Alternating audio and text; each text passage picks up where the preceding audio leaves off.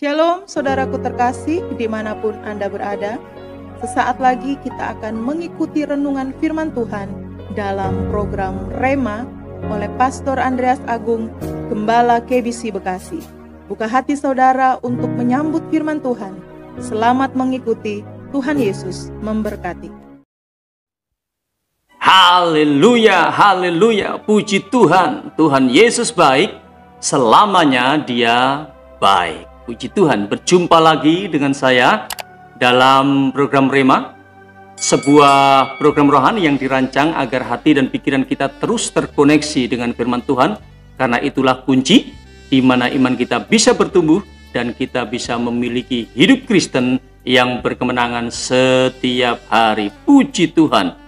Dalam program ini kita akan belajar firman Tuhan secara praktis dari Matius sampai Wahyu. Hari ini kita sampai pada seri 70.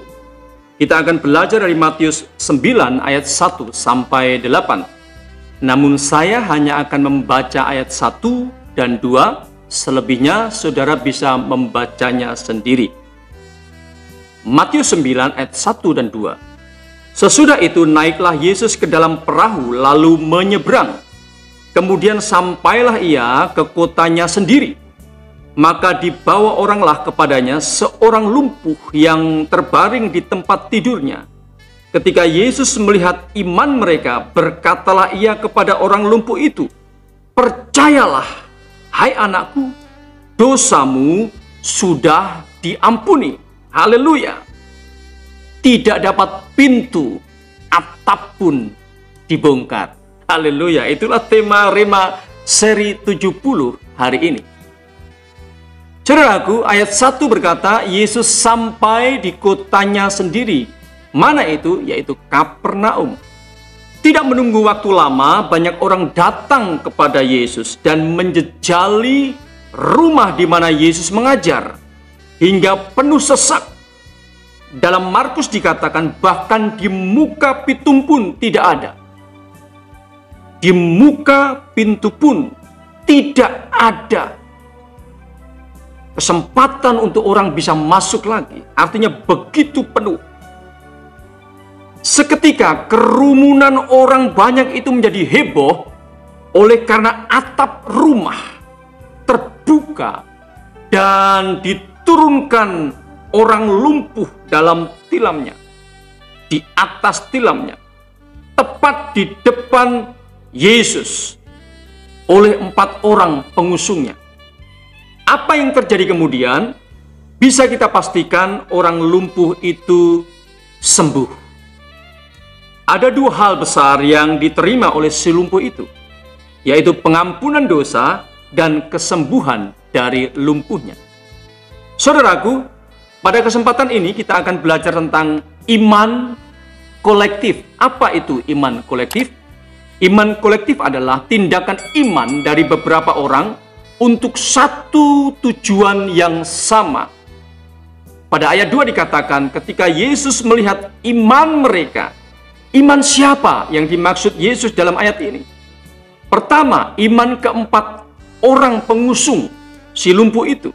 Kedua, iman keempat orang pengusung plus orang lumpuh itu sendiri. Bagi saya yang pertama merujuk kepada iman keempat pengusung. Lalu kemudian kesepakatan keempat orang pengusung untuk bertindak dengan iman, membangkitkan iman si lumpuh ini. Apa yang bisa kita pelajari dari iman kolektif ini? Pertama, iman kolektif menyentuh hati Tuhan. Saudaraku, hari-hari berat yang kita lewati saat ini akan menjadi ringan jika belas kasihan Tuhan curah melimpah bagi kita sekeluarga. Karena itu sentuhlah hati Tuhan yang penuh belas kasihan itu dengan iman kolektif. Suami, istri, anak-anak harus sepakat. Kedua, iman kolektif membangkitkan iman yang tertidur. Iman kolektif membangunkan iman yang tertidur. Saudaraku, bangunlah iman kolektif di dalam keluargamu. Suami istri, anak-anak harus sepakat bertindak dengan iman. Jangan jalan sendiri-sendiri. Supaya jika di antara anggota keluargamu yang lemah imannya, yang sedang tertidur imannya, bisa terbangun dan berkobar lagi. Ketiga, iman kolektif tidak padam oleh rintangan. Saudaraku, iman kolektif tidak akan padam oleh rintangan dan halangan. Justru sebaliknya, iman kolektif mampu membakar habis segala rintangan dan halangan. Karena apa? Karena hikmat Tuhan tercurah atas kita untuk mengatasi segala rintangan dan hambatan itu. Itu pun yang dilakukan oleh keempat pengusung itu. Tidak bisa masuk melalui pintu, atap pun dibongkar supaya orang lumpuh ini bisa sampai di hadapan Yesus. Haleluya, iman kolektif tidak pernah padam oleh rintangan, tetapi menghasilkan hikmat Tuhan, menghadirkan hikmat Tuhan, sehingga kita bisa mengatasi segala rintangan dan hambatan yang ada. Haleluya. Mari kita berdoa. Bapa di surga, terima kasih. Engkau mengajarkan kepada kami agar kami membangun iman kolektif dalam keluarga kami. Suami, istri, anak-anak kami harus sepakat bertindak dengan iman, supaya dengan iman kolektif itu kami bisa mengatasi, kami bisa melalui hari-hari yang sulit seperti sekarang ini dengan anugerah, dengan belas kasihan, dan dengan hikmat dari Tuhan. Terima kasih Tuhan Yesus.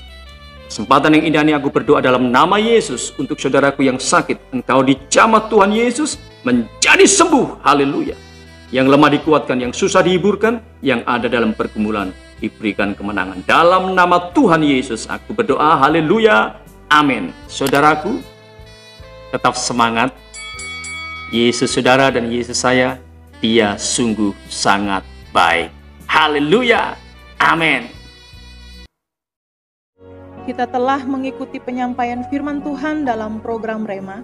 Jika saudara rindu mendapat pelayanan lebih lanjut dalam konseling dan doa, serta rindu mendukung pelayanan kami, silakan hubungi nomor WA 0898 6847 386 dan 0812 9332 7912. Sampai berjumpa kembali dalam seri berikutnya. Tuhan Yesus memberkati.